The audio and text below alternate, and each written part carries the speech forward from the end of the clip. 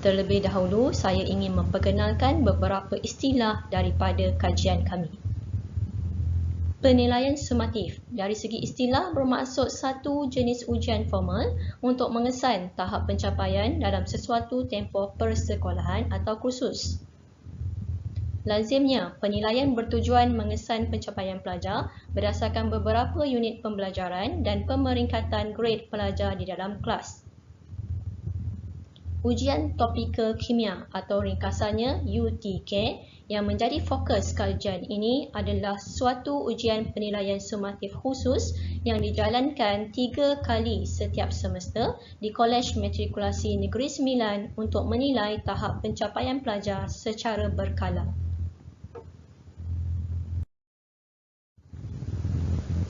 Dalam konteks pengajaran dan pembelajaran kimia di matrikulasi, guru tidak membuat analisis kualiti item yang dibangunkan akibat kesuntukan masa dan kurang pengetahuan menganalisis kualiti item. Item yang dibina hanya ditadbir, kemudian dimasukkan dalam bank soalan tanpa menilai kualiti item soalan yang dibangunkan. Pelaksanaan ujian dalam bentuk digital dalam talian ini bukan sahaja membolehkan kertas ujian disemak dengan cepat dan tepat, malah respons setiap pelajar untuk setiap soalan dapat direkodkan. Data yang terkumpul membuka peluang kepada guru untuk menjalankan analisis pelbagai jenis. Justeru itu, kajian ini memfokuskan bagaimana analisis indeks kesukaran (ICARE) dan indeks diskriminasi (ID) digunakan untuk menambah baik kualiti soalan UTK.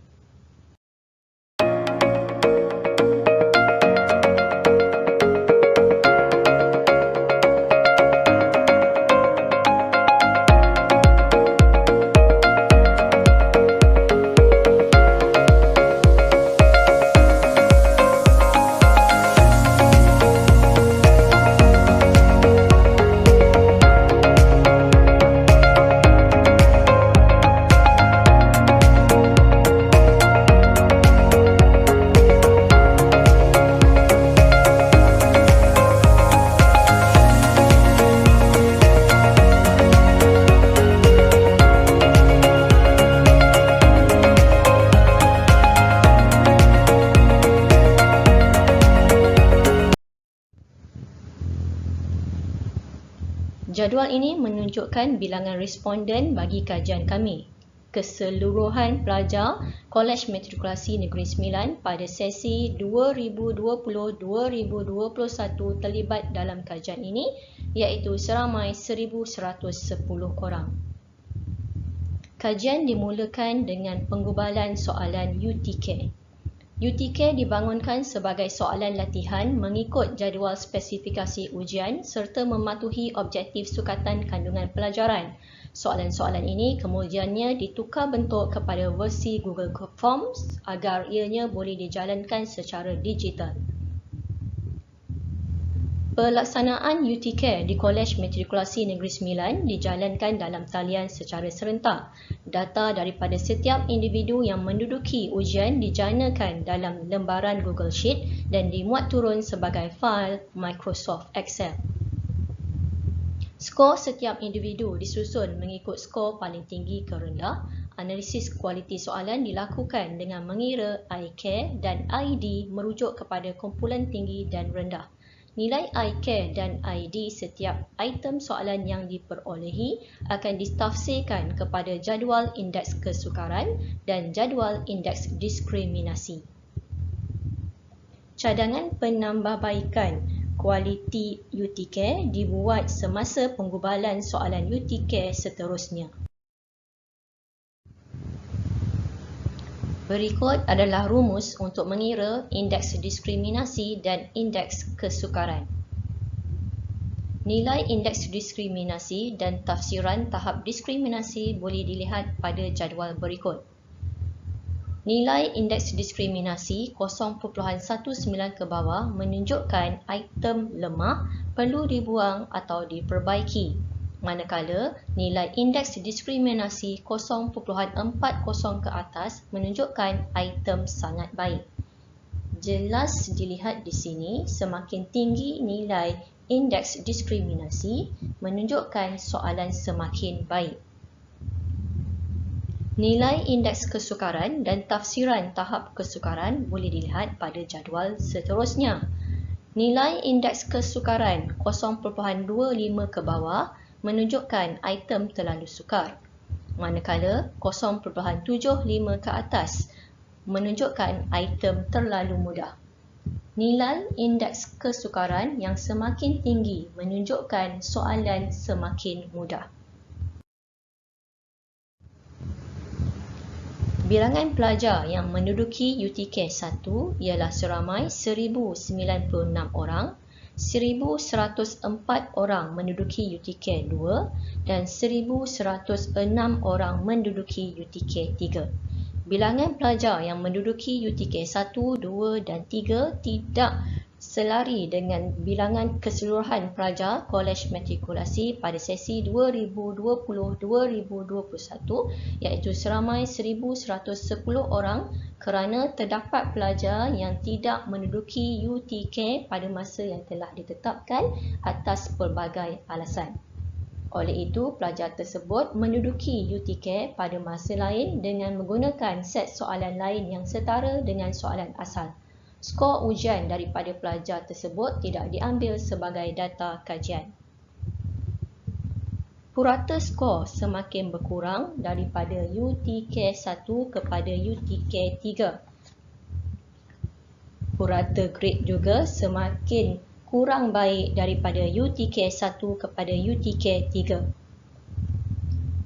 Julat skor menunjukkan julat yang semakin besar daripada UTK 1 kepada UTK 3. Ianya juga boleh dilihat daripada taburan skor UTK 1, 2 dan 3.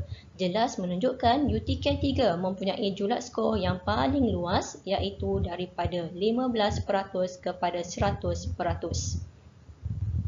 Sisihan pawai semakin meningkat daripada UTK 1 kepada UTK 3. Hasil daripada analisis item-item soalan UTK 1 dan UTK 3 mewakili UTK pada awal dan pada akhir tempoh kajian adalah seperti berikut.